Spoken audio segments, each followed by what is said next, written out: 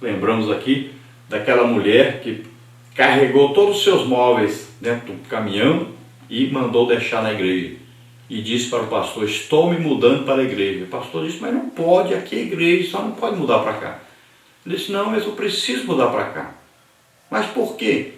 Porque aqui meu marido me chama de meu amor, ele me abraça aqui, ele trata bem os meus filhos, ele dá até dinheiro para eles dar oferta aqui, ele é um anjo aqui, ele é uma pessoa muito boa quando está aqui na igreja, eu quero morar aqui, ele é muito bom, é maravilhoso quando eu estou aqui na igreja, meus filhos gostam de vir para a igreja, gostam de estar aqui, porque aqui eles são tratados realmente como filhos, aqui eu sou tratada realmente como esposa. Mas lá em casa o meu marido é um demônio. Ele me bate, ele espanca os filhos, não dá dinheiro, trata mal. Então veja bem, esperamos que você não seja esse tipo de marido, que você não seja esse tipo de pai, que dentro de casa é uma coisa, mas lá fora é outra coisa. Parte 2, Josué, uma decisão exemplar. Tópico 1, uma firme tomada de posição. Josué tomou uma firme e decisiva posição a fim de preservar sua família da idolatria e da lascivão moral de Canaã. Josué 24:15. É um exemplo que todo crente deve seguir. Caso contrário, nosso cônjuge e filhos serão destruídos pela iniquidade. Há muitos lares que, apesar de serem conhecidos como cristãos, não mais servem a Cristo. Os pais já abdicaram de suas responsabilidades quanto à formação espiritual, moral e ética de seus filhos. Não mais os educam com amor e firmeza, não lhes impõem qualquer limite. E o que dizer da violência doméstica? Não podemos confundir disciplina com truculência e brutalidade, pois a esse respeito a palavra de Deus é bastante clara. E vós, pais, não provoqueis a ira a vossos filhos, mas criai-os na doutrina e admoestação do Senhor. Efésios 6:4. Então Josué tomou aí uma firme decisão. Nós falamos um pouco de Noé, vamos falar agora um pouco de Josué. Josué disse: eu e a minha casa serviremos ao Senhor. Então ele tomou atitude. Ele disse: olha, reuniu o povo, disse: olha, chega, eu não aguento mais. Aqui a coisa está difícil. Ele viu que não estava conseguindo cumprir aquilo que Deus o havia chamado para cumprir. Deus os levou, os conduziu à terra prometida, e isso ele prometeu e cumpriu. Agora Deus diz: entra e possua a terra. É preciso entrar e destruir os inimigos para vocês tomarem posse da terra. Mas, antes de fazer isso, Deus disse: santifica o povo. Então, eles foram ali, para Gilgal, se santificaram, comemoraram a Páscoa, circuncidaram quem tinha que ser circuncidado, fizeram pacto com Deus, aliança. Então, aí puderam marchar e entrar nas cidades destruindo os inimigos. Só que começaram a fazer pactos, alianças com povos estranhos, com aqueles povos que viviam ali, que eram idólatras, e começaram a adorar os deuses da terra, os deuses daqueles povos. E Josué viu: olha, nós não estamos conseguindo dominar a terra do jeito que Deus mandou. Nós não estamos cumprindo o que devemos cumprir. E foi tão terrível que Josué nunca conseguiu ocupar toda a terra que Deus mandou ele ocupar. Não conseguiu vencer as lutas que Deus o designou para vencer. Fez muito pouco. E depois que ele morreu, a coisa ficou pior ainda. Então você, como líder, pai de família, ou líder de família, se é a mãe, se é o pai, então veja bem, você é responsável por retirar da sua casa tudo que não visa com a santidade de Deus, tudo que está atrapalhando a sua família progredir espiritualmente. Veja aí se é a internet, veja aí se são os jogos no computador, veja aí se são os filmes pornográficos, as novelas, veja aí o que está impedindo a sua família de crescer espiritualmente, de se desenvolver espiritualmente. A falta do culto doméstico é terrível nos lares. É preciso instituir esse culto doméstico, é preciso instituir a leitura bíblica nos lares. Então veja o que está atrapalhando o andamento, o crescimento espiritual da sua família. E retire isso, mude isso. Faça com que a sua família se volte mais para Deus. E toda a sua família será abençoada.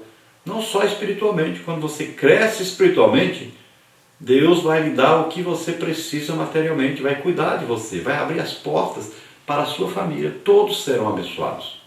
E com toda sorte de bênçãos. Então não use de violência para a correção dos seus filhos, às vezes para a correção da esposa, não. Use de amor. Use de amor, de perdão, de misericórdia. Abençoe a sua família, ajude a sua família a chegar-se até Deus. Então, deve haver disciplina? Deve haver. Correção? Correção. Mas não com violência. Lembre-se disso. O perigo da omissão dos pais. A palavra de Deus recomenda aos pais que criem seus filhos na doutrina e admoestação do Senhor. Efésios 6, 4b. E isso significa que não podemos nos omitir. Veja mais uma vez o exemplo de Josué. Ele não se omitiu, mas levou toda a sua casa a servir somente a Deus. Josué 24, 15. De igual modo, devemos educar nossos filhos. Essa decisão tem de ser prioritária em nossa vida. Assim agiu Josué, porque ele sabia que, de outra forma, não haveria esperança para o seu lar. Então, existe aí dois extremos. Existe o pai que corrige com violência e destrói a sua família. E existe o pai que é passivo, que não faz nada, vê as coisas acontecendo, vê a bagunça generalizada do seu lar e não toma providência nenhuma. Então são dois extremos perigosíssimos. Devemos ser equilibrados nisso. Então o pai tem que ter a autoridade, deve exercer a autoridade que Deus lhe deu dentro da sua família. Então o líder da família deve exercer a autoridade de líder e consertar, organizar o seu lar, sempre levando todos a adorarem a Deus, a prestarem serviço a Deus, prestarem culto a Deus, a trabalharem para Deus e para congregarem, estarem na igreja, ajudando os trabalhos da igreja e também lembrando que a família é uma igreja e que está inserida no meio de uma sociedade, que precisa chamar os vizinhos, evangelizá-los, precisa levá-los para a igreja, precisa fazer um trabalho evangelístico. Parte 3, o exemplo dos recabitas. Uma família exemplar. A Bíblia de Estudo Pentecostal afirma que os recabitas eram um povo que fazia parte de uma tribo nômade aparentada com os queneus e com Jetro, sogro de Moisés.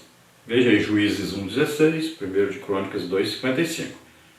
Seu ancestral Jonadab, confere aí com 2 de Reis 10, 15 a 27, ordenara a seus filhos mais de 200 anos antes que não bebessem nenhum tipo de vinho. Mais tarde, o próprio Deus tomou os recabitas como exemplo para mostrar como a família pode e deve comportar-se. Eles agiam com dignidade, moderação e fidelidade ao Senhor em meio a uma sociedade corrompida e carregada de vícios. Jeremias 35, de 1 a 19. Então essa tribo era aí aparentada. Tinha aí os queneus, né? Tinha também a família de Jetro, sogro de Moisés. Veja bem que quando Jetro esteve visitando Moisés, nós sabemos que ele foi levar a sua filha, né, que era esposa de Moisés, levá-la com seus filhos até Moisés. E ele foi visitar Moisés e Moisés até queria que o seu sogro permanecesse com eles. Mas Jetro voltou para sua terra. Ele morava na terra de Midian. Então o que aconteceu?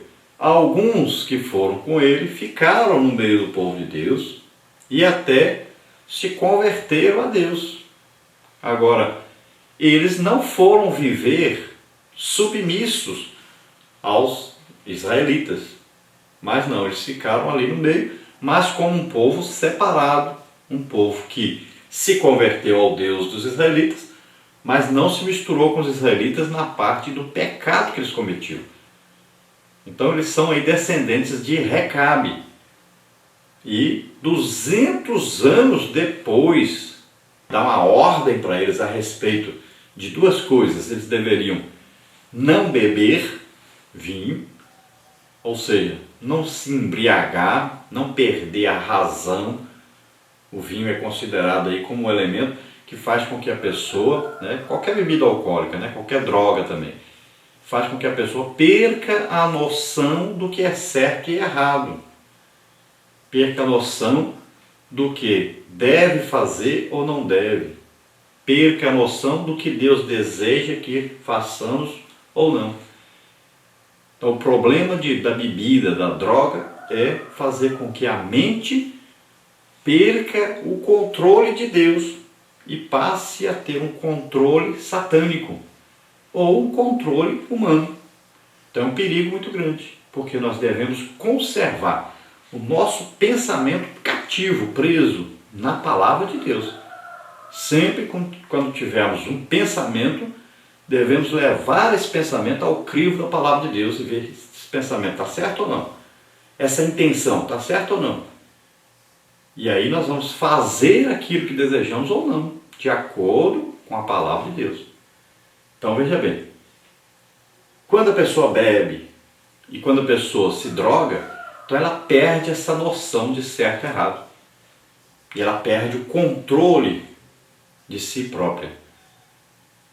Por isso que a pessoa não pode fazer isso. Por isso que é pecado beber, fumar, né? Todo vício é pecado, porque a pessoa passa a ser controlada não pelo Espírito Santo, mas ou pelos seus desejos errôneos, pecaminosos, ou pelo próprio diabo e seus demônios. Então essa família dos recabitas, aqui já não está no tempo de Jonadab, e eles são fiéis a uma ordem de um seu patriarca. Veja só, que homem de exemplo, que homem, que chefe de família. Ele deu uma ordem e 200 anos depois, todos os recabitas ainda continuavam seguindo a ordem. E a outra ordem era que eles fossem nômades, né? Assim como Abraão. A Bíblia dá testemunho de Abraão, que Abraão, apesar de ser muito rico, nunca construiu uma casa para ele. Porque ele sempre esperava a casa que está lá em cima. O objetivo dele não era morar aqui na terra, era morar com Deus, né? Noé já tinha ouvido falar do Enoque, que foi levado para morar com Deus para sempre. Então ele sabia que ele tinha essa grande possibilidade de ser levado para morar com Deus. Então ele desejava mesmo morar lá em cima, não é aqui na terra. E nós vemos que Recabe ensinou a este povo que eles deveriam viver assim de maneira nômade, mudando de um lado para o outro. Isso evitaria o quê? Evitaria o apego ao materialismo. Evitaria o apego às coisas da terra. Veja bem, por que nós nos apegamos tanto às coisas da terra? Porque nós compramos aí uma casa, aí nós mobiliamos essa casa, enchemos de coisa, né? E aquilo ali para nós se torna um tesouro, uma coisa muito importante. E a gente finca o pé ali, não quer sair mais dali, dá um valor exagerado a essa coisa que nós temos, que é a casa, os móveis, né? O veículo. Então você se prende, se fixa a um lugar e começa a dar um valor exagerado a isso. E isso te atrapalha a fazer muita coisa que Deus gostaria de fazer por você.